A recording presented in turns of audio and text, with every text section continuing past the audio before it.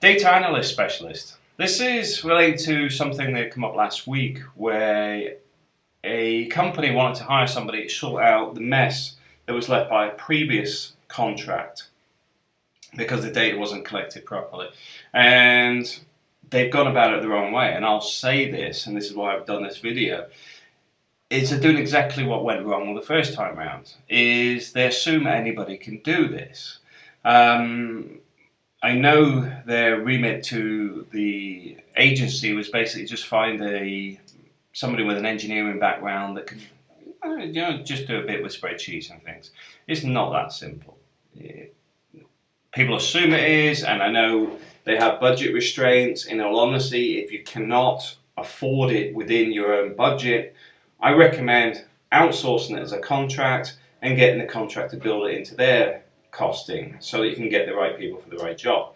Because the rate I was offered, I haven't earned that amount for at least a decade. It was very, very low. But anyway, the point being, when you have the asset data collection, you often find these days they're pushing anybody in as a surveyor because anybody can do it, and the answer is no, they can't.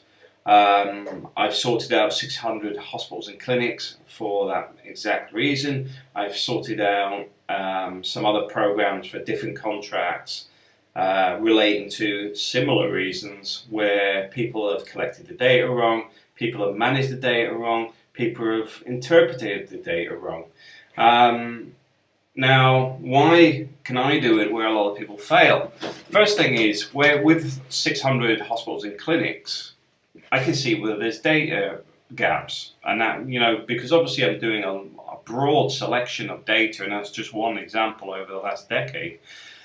I can see things like fire shutters missing fire doors. I can see CCTV systems haven't got any cameras. I can see the fire alarm system only has one panel or no panel at all. I can see there's a lot of information missing. I can see there's no life cycle modeling. I can see a lot of things that other people simply can't see because they don't work on these things. When you put people out to survey, when the data comes back and it comes to me, I can compare the standards between multiple surveyors and also from historical data and knowledge where things are missing. So I can pick up a bad surveyor very quickly. Where I know on some contracts they leave it for 2 months. You get a surveyor saying, well, I'm doing it on paper, I haven't got time to update it, and they keep delaying it until it's about 2 months down the line. You've got 4 buildings finished or 4 sites finished or whatever, and suddenly realise the data is absolutely useless, but you've already paid them. In some cases, the contracts are set up wrong. For example, a prison contract where the contractor is told that they need to collect things like valves, but there's no criteria on valves. So they just do a count. There is 400 valves in the prison. Completely useless. Doesn't tell you the gas valves, water valves, isolation valves, mains valves, what size the valves are. There is just valves. Complete waste of time, and the data collection is useless. And these are the reasons that people employ myself, because I go there and I'll say, look, you're missing this on the scope, you're missing this on your internal issues. You need to build an asset integrity framework around this so that you lead this. Don't rely on contractors to tell you you're right or wrong. Contractors are there to do one thing: make money. They are not going to turn around and say, when they quoted the work you requested, you're 2/3 under budget because you've missed a lot of things that you should have added into the scope of the contract. They will do what the contract states. Now, you may assume that they're going to work in your best interest, and it's often used as an excuse for bad management. And I do stress this: it is bad management because you're not managing your clients in a way that you should be.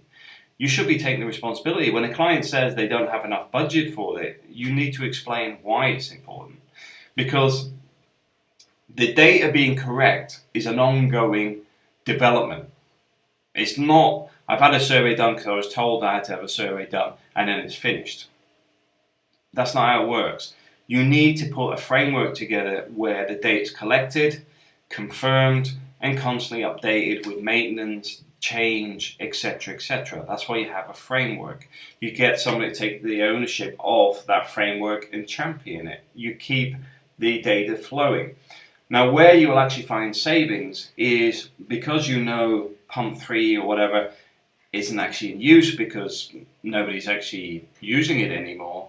You don't need to maintain it, so you've got a cost saving. I remember a retail store contract many moons ago where they were paying for gas servicing on boilers when only, I think it was about 30% of the boilers actually worked. And I actually turned around and said, well, why don't you condemn the other boilers, the other 70%, stop paying for somebody to go there and go, it's already isolated and condemned, and charging you for the servicing fee. And instead, you can actually take the same money and invest in changing the faulty gas systems, updating them, whatever you want to do with it. It's your money, because currently you're only actually servicing 30%, but you're paying for 100%. And these are the things I find, because I normally work independent of the contractor and independent of the facilities management company or the main client. I'm there to actually buffer and find a solution from all sides. I will quite happily approach a client and say that they need to do more.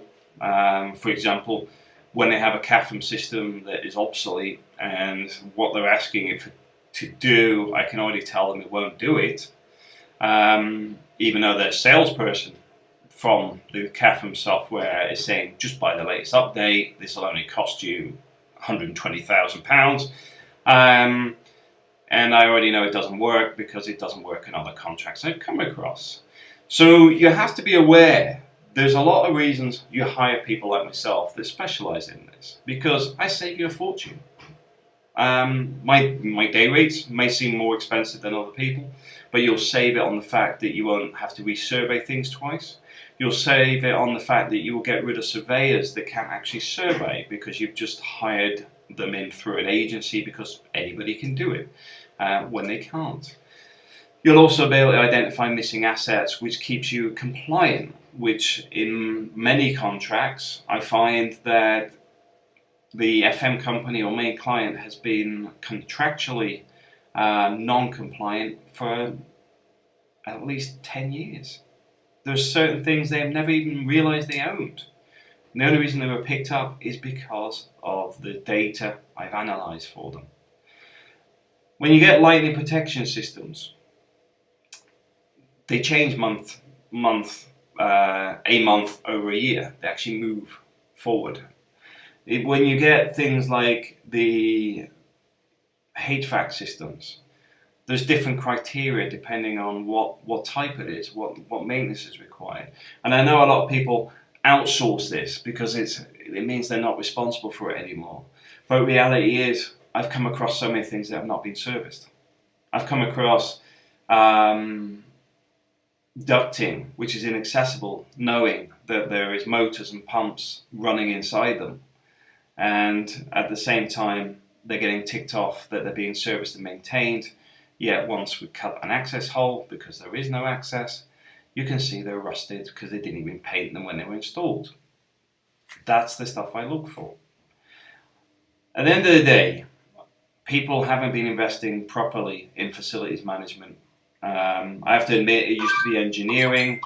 It moved from engineering to facilities management, and the responsibility moved from the main client to facilities management. Facilities management often move the responsibility to an external contractor. But I find there is many fails in that system because often in facilities management you have a constant change.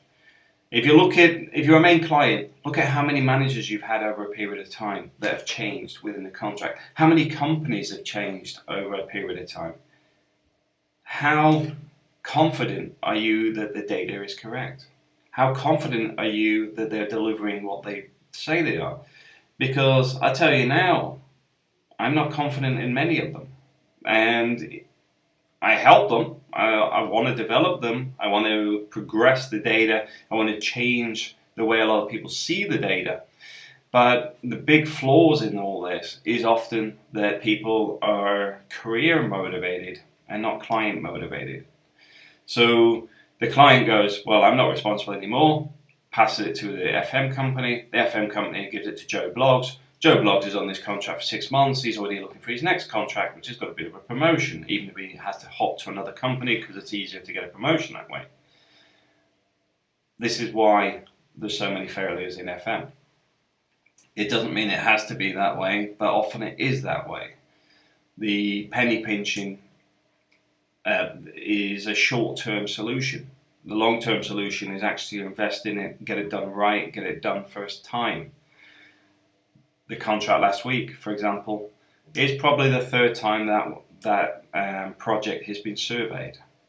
And now I haven't surveyed any of them, but I've been aware of the contract. I've been aware about the flaws in the contract because I actually read it.